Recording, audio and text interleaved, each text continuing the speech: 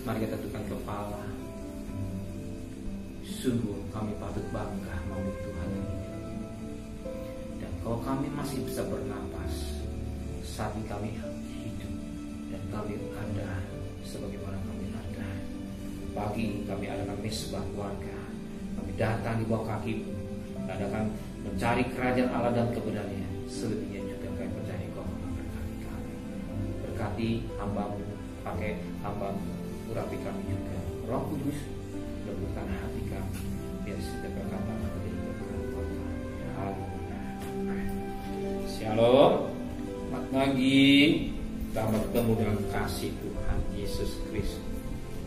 Hari kita akan membaca Amsal pasal 14 ayat ke-18 sampai ayat 35. Amsal 14 ayat 18 sampai 35. Orang yang tak berpengalaman mendapat kebodohan, tapi orang yang bijak bermahkotakan pengetahuan. Orang jahat tunduk di dekat orang baik. Orang fasik di depan pintu gerbang orang benar. Juga oleh temannya orang miskin itu dibenci, tetapi sahabat orang kaya itu banyak. Siapa menghina samanya berbuat dosa, tapi berbahagia orang yang menaruh belas kasihan pada orang yang menderita. Tidak sesatkah orang yang merencanakan kejahatan, tapi yang direncanakan hal yang baik memperoleh kasih dan setia. Dalam tiap jeripaya ada keuntungan, tetapi kata-kata belaka mendatangkan kekurangan saja. Mahkota orang bijak adalah kepintarannya, tajuk orang bebal adalah kebodohannya. Saksi yang setia menyelamatkan hidup, tetapi siapa menjembur-jemburkan kebohongan adalah pengkhianat. Dan takut akan Tuhan ada ketentraman yang besar, bahkan ada perlindungan bagi anak-anaknya. Takut akan Tuhan adalah sumber kehidupan, sehingga orang terhindar dari jerat maut. Dalam besarnya jumlah rakyat letak kemegahan raja, tetapi tanpa rakyat runtuhlah pemerintah. Orang yang sabar besar pengertian, tapi siapa cepat marah membesarkan kebodohan. Hati yang tenang menjegalkan tubuh, tapi iri hari membusukkan tulang. Siapa menindas orang lemah menghina penciptanya, tapi siapa menaruh belas kasihan kepada orang miskin memuliakan dia. Orang fasik dirobohkan karena kejahatannya, tapi orang benar mendapat perlindungan karena ketulusannya. Hikmat tinggal di dalam hati orang yang berpengertian, tapi tidak dikenal di dalam hati orang bebal. Kebenaran meninggikan derajat bangsa, tapi dosa adalah noda bangsa. Raja berkenan pada hamba yang berakal budi, tetapi kemarahannya menimpa orang yang membuat malu. Puji Tuhan. Jadi pasal 14 ayat 18 sampai ayat 35, kita perhatikan buktian yang indah pagi ini. Kita perhatikan pada ayat yang ke-30. Hati yang tenang menyenangkan, tapi iri hati memusuhkan. Hati yang tenang menyegarkan tubuh. Firman Tuhan berbicara kepada kita, hati yang tenang. Hati yang tenang, bukan hati yang cemas, bukan hati yang gelisah, bukan hati yang takut, bukan hati yang khawatir, tapi Alkitab berkata hati yang tenang. Hari ini Tuhan berbicara kepada kita melalui firman-Nya, hati yang tenang, bukan hati yang gelisah, hati yang khawatir, hati yang cemas, hati yang bingung, tapi hari ini hati yang tenang. Kenapa? Yuk kita perhatikan dalam Matius pasal 14. Matius pasal 14 ayat 22 sampai ayat yang ke-33. Saat itu dikatakan firman Tuhan, saat itu murid-murid Tuhan naik perahu Dan ternyata saat itu perahu itu diumbang-ambingkan karena angin saka. Saudara tahu apa ya?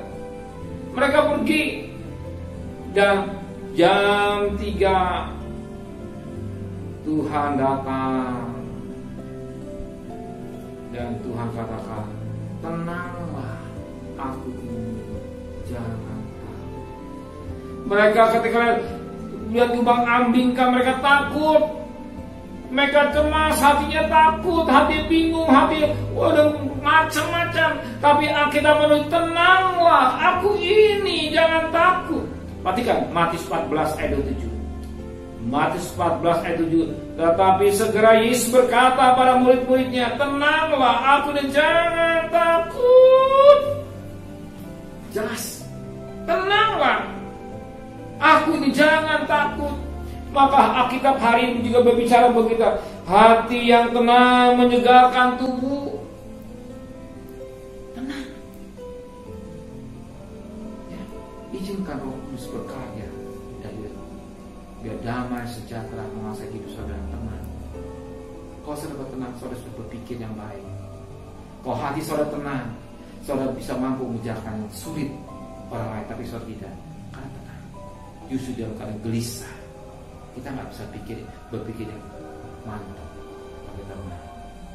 Ingat ketika sekolah ujian, ayo tenang, kerjakan yang gampang-gampang dulu.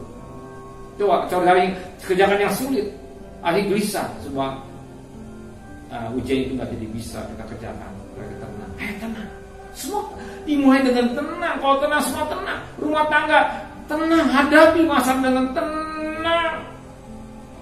Kalau kita punya hati yang tenang, ya, hati yang tenang itu menyegarkan tubuh kita, kuat, seger, nggak lemes, nggak stres. Pagi hari ini seorang yang sangat bahagia, sangat diberkati Tuhan. Seorang yang cerdik, mencari Tuhan dulu, mengutamakan Tuhan. Mencari Tuhan, Tuhan berjalan. Tenanglah, aku ini, jangan. Oh, saudara besar dalam Tuhan, kita bisa melakukan perkara yang besar. Ingat Roma 8 ayat 31. Jika Tuhan besarkan, siapakah melawan?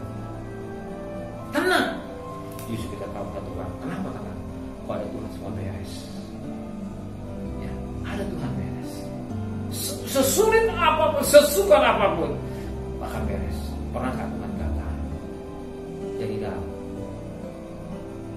takalah jadi semuanya jadi kabar firman.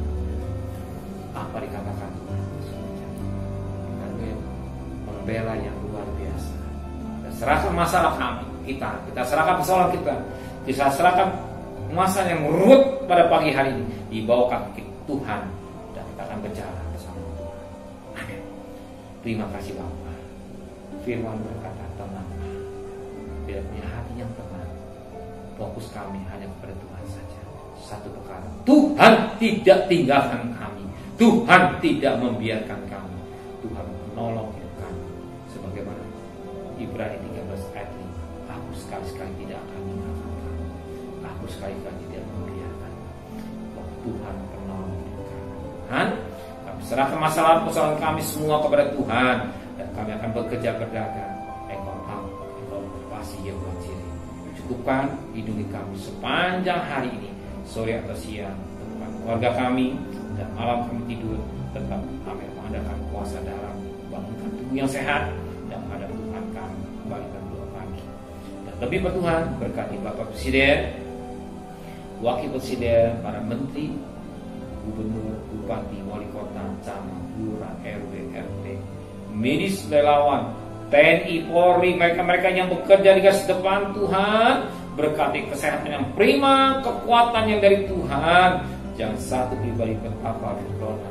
Dan kami mohon kemurahan biar vaksin ini cepat selesai dikirim ke Indonesia, dan mereka vaksin sebagai alat dan mampu untuk menyelesaikan persoalan negara kami yang kami cintai. Tapi kalau mohon kemurahan Tuhan juga, belas kasihan dengan mudah kau bisa buang untuk diri lalu Tuhan. Hanya kemurahan saja yang kami mohon, kami kasih.